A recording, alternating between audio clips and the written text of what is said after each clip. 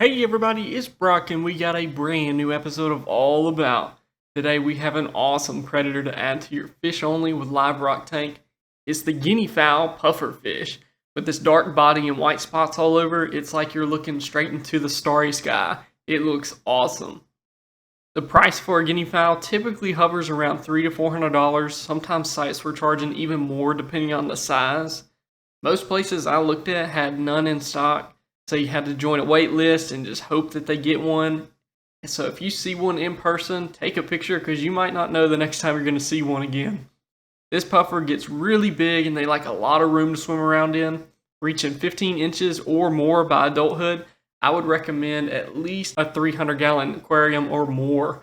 That size tank usually has a length of 6 feet long and a width of 4 feet, which would give them plenty of open space to cruise around, as well as room for you to build a nice rock structure with caves, overhangings, holes, and stuff for the puffer to go in and explore around and even hide in at night. Especially when they're first introduced, they can be a bit shy, so you want to give him plenty of spots for him to get up in and be okay as he gets used to the tank setting. Care level, I would put them at moderate. In my experience, they're very sensitive to water parameters, and they can be stingy to eat at first whenever you first put them into the tank. You can keep your water levels in check, specifically on ammonia and nitrates and phosphates, and get them to eat. You really overcome the hardest hurdles for the guineafowl.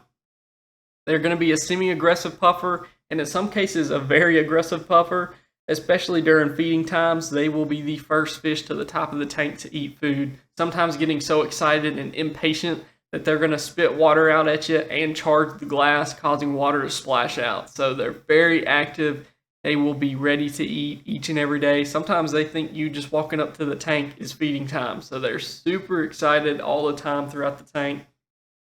At times, we would have to stand at one side of the aquarium for somebody to feed them, while we would feed the other fish on the other side so everyone got to eat. You'll want this puffer with other fish that can hold their own.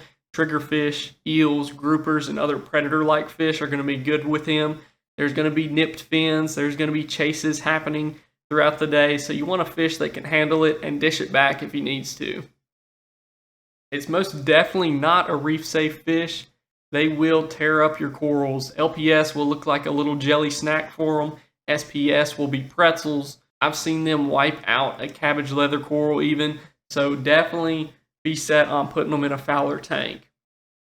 For temperature of the tank, you want to stay between 72 to 78 degrees, DKH 8 to 12, pH 8.1 to 8.4, and your salinity 1.020 to 1.025.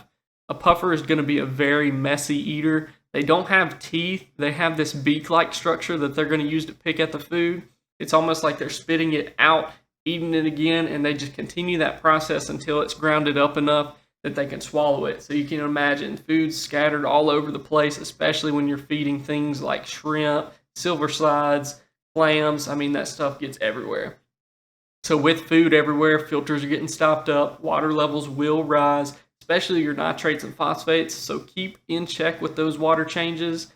Find yourself a rhythm, test that water often so you can kind of see how much you're feeding them versus how much it's affecting the water. Now, their color is going to have a chance to change.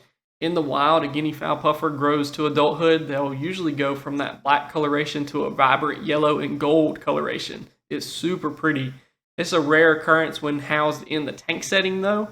So if yours does change to gold, just know you had a really rare occurrence happen in the tank, plus the price of them just quadrupled. Diet, they are no doubt a carnivore and need a very meaty diet to stay healthy, keep their colors up. Their beak structure also needs to be worn down, so be particular about what you feed the puffer. We typically put clams on a half shell or raw shrimp directly from the freezer into the tank because it's going to allow the puffer to grind that beak on the food before it actually thaws and he's able to eat it and swallow it. They'll also grind their teeth by biting the rocks, but definitely get some hard-shelled food in there too for him to eat. One of the ones I took care of loved algae, so to the point where I had to feed him algae and then try to get a sheet of algae on the other side of the tank so the larger tangs could come in and eat it. So don't be surprised if this puffer just starts going after everything and anything that you drop in the tank. And really, definitely when adding new fish to the tank, Sometimes it's best to turn out all the lights, make sure you're placing the new fish in there not to look like food coming into the tank, because I'm telling you, we've had cases where people put new fish in, not realizing it, and he just chased after them thinking they were a snack. Origin of these puffers is Indo-Pacific in the tropical waters, so usually around those reefs they get to stay away from predators and have plenty of corals to eat. Another really important thing about puffers is they're gonna puff up. They do it when scared or protecting themselves from a predator. Sometimes it seems like they're just doing it just cause. When you are catching this puffer, it is best to transfer them without a net if possible. Use a large Tupperware or a bowl, something to keep them under the water at all times from one tank to the other. A puffer that puffs up in the open air can lead to major issues if the puffer is not able to expel all that air under the water. Of course, this is going to lead to some water in a previous tank going into your display tank, but I'm telling you, it's the safest bet for a healthy puffer going into your tank.